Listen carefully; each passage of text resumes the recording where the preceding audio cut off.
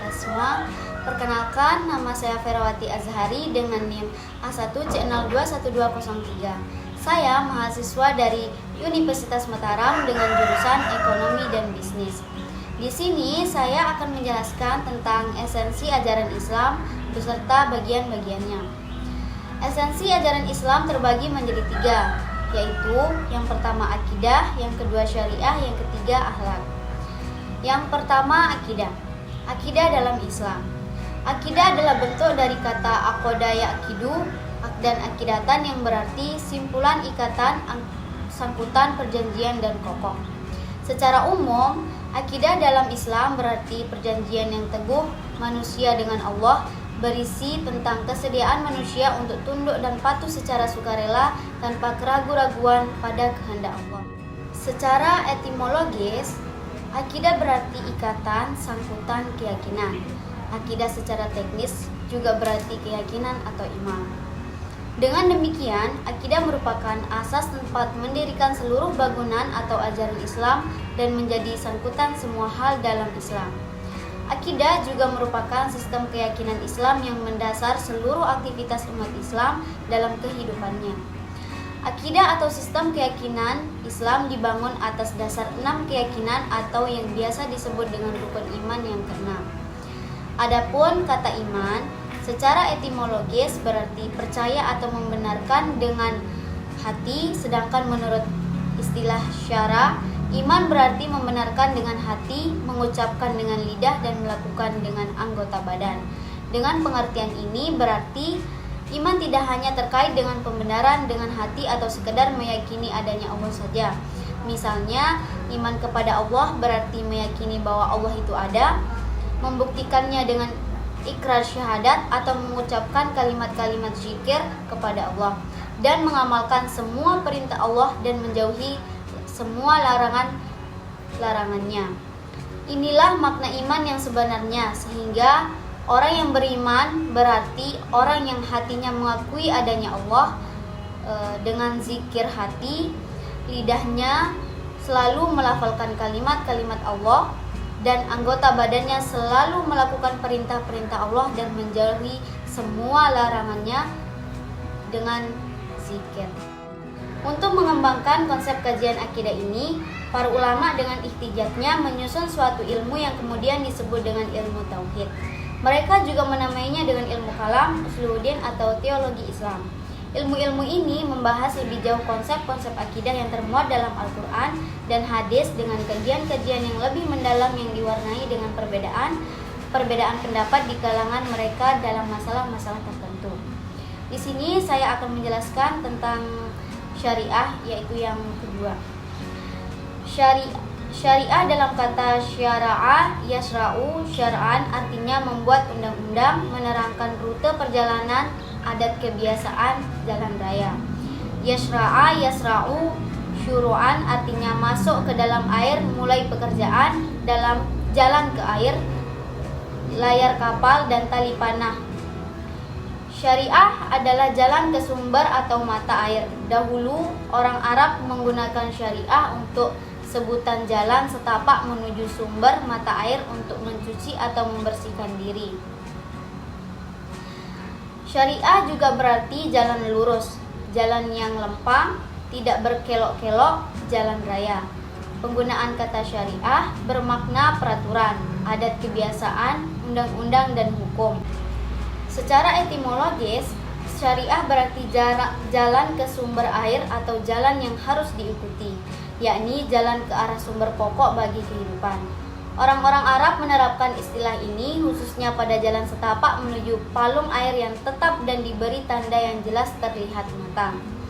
Adapun secara terminologi syariah berarti semua peraturan agama yang ditetapkan oleh Allah untuk kaum muslim, baik yang ditetapkan dengan Al-Quran maupun sunnah Rasul. Mahmud Shaltut mendefinisikan syariah sebagai aturan-aturan yang disyariatkan oleh Allah atau disyariatkan pokok-pokoknya agar manusia itu sendiri menggunakannya dalam berhubungan dengan Tuhannya, dengan saudaranya sesama muslim, dengan saudaranya sesama manusia dan alam semesta serta dengan kehidupan. Shaltut menambahkan bahwa Syariah merupakan cabang dari akidah yang merupakan pokoknya. Keduanya mempunyai hubungan yang erat yang tidak dapat dipisahkan. Akidah merupakan pondasi yang dapat membentengi syariah, sementara syariah merupakan perwujudan dari fungsi kalbu dalam berakidah. Itu kata Syautut tahun 1960. Dari uraian yang saya jelaskan dapat dipahami bahwa kajian syariah tertumpu pada masalah aturan Allah dan Rasulnya atau masalah hukum. Aturan atau hukum ini mengatur manusia dalam berhubungan dengan Tuhannya dan dalam berhubungan dengan sesamanya. Kedua hubungan manusia inilah yang merupakan ruang lingkup dari syariah Islam. Hubungannya yang pertama itu kemudian disebut dengan ibadah, dan hubungannya yang kedua disebut muamalah. Ibadah mengatur bagaimana manusia bisa berhubungan dengan Allah. Dalam artinya yang khusus, ibadah terwujud dalam rukun Islam yang 5, yaitu mengucapkan 2 kalimat syahadah, mendirikan sholat dan menunaikan zakat, berpuasa di bulan Ramadan, dan pergi haji bagi yang mampu. Sedangkan muamalah bisa dilakukan dalam berbagai bentuk aktivitas manusia dalam berhubungan dengan sesamanya. Bentuk-bentuk hubungan itu bisa berupa hubungan perkawinan atau munakahat, pembagian warisan atau mawaris, ekonomi atau muamalah, pidana atau jinayah, politik atau khilafah, hubungan internasional atau syiar, dan peradilan atau murafaat. Dengan demikian, jelaslah bahwa kajian syariah lebih tertumpu pada pengamalan konsep dasar Islam yang termuat dalam akidah. Pengamalan inilah yang dalam Al-Quran disebut dengan al-amal al-syalihah atau amal-amal soleh. Untuk lebih memperdalam kajian syariah ini, para ulama mengembangkan ilmu yang kemudian dikenal dengan ilmu fikih atau fikih Islam. Ilmu fikih ini mengkaji konsep-konsep syariah yang termuat dalam Al-Quran dan sunnah dengan melalui ijtihad. Dengan ijtihad inilah syariah dikembangkan lebih rinci dan disesuaikan dengan perkembangan yang terjadi di tengah-tengah masyarakat manusia. Sebagaimana dalam kajian akidah, kajian ilmu fikih ini juga menimbulkan berbagai perbedaan yang kemudian dikenal dengan mazhab-mazhab. Jika akidah merupakan konsep kajian terhadap iman, maka syariah merupakan konsep kajian terhadap Islam. Islam yang dimaksud di sini adalah Islam sebagaimana yang dijelaskan dalam hadis Nabi SAW yang diriwayatkan oleh Umar Ibnu Khattab sebagaimana yang diungkapkan di atas. Yang ketiga yaitu akhlak. Pengertian akhlak dari segi bahasa maupun penggunaannya dalam Al-Quran dapat didefinisikan sebagai tindakan membentuk atau membiasakan perbuatan. Akhlak adalah perilaku yang dimiliki oleh manusia, baik akhlak yang terpuji atau akhlakul karimah maupun yang tercela atau akhlakul mazmumah. Dalam praktiknya, akhlak bisa dikatakan buah atau hasil dari akidah yang kuat dan syariat yang benar. Allah Subhanahu wa taala mengutus Nabi Muhammad SAW tidak lain dan tidak bukan adalah untuk memperbaiki akhlak.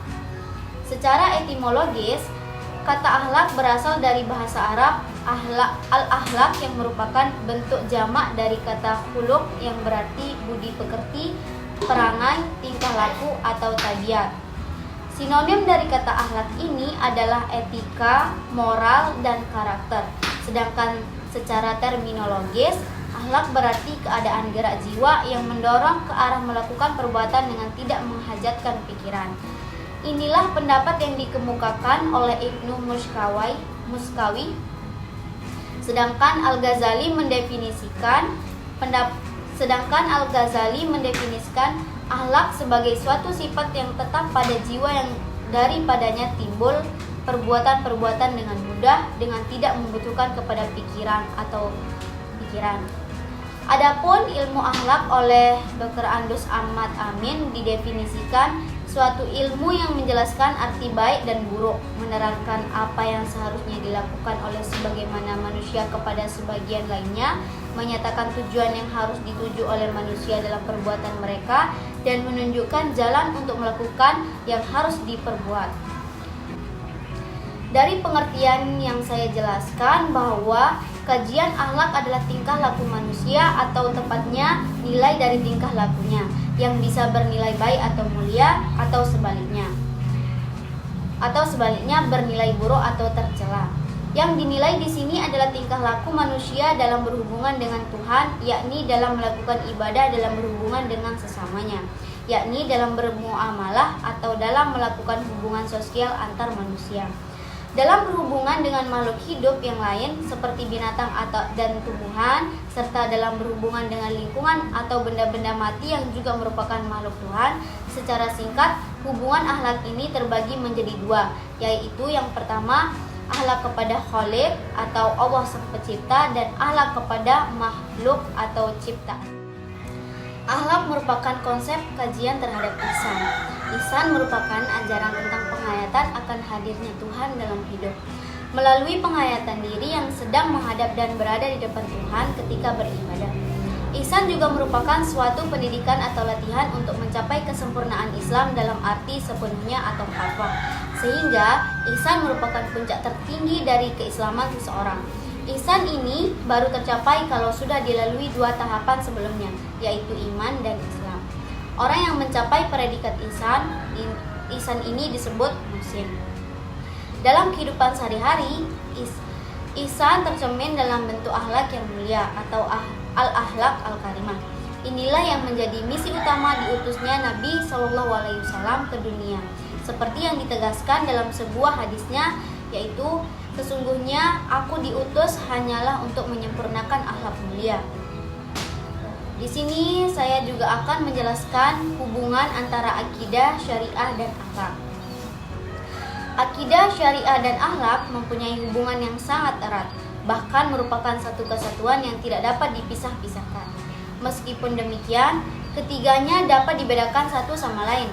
Akidah sebagai konsep atau sistem keyakinan yang bermuat elemen-elemen pada iman, dasar iman, menggambarkan sumber dan hakikat keberadaan agama. Kalau syariah sebagai konsep atau sistem hukum berisi peraturan yang menggambarkan fungsi agama. Sedangkan akhlak sebagai sistem nilai etika menggambarkan arah dan tujuan yang hendak dicapai oleh agama.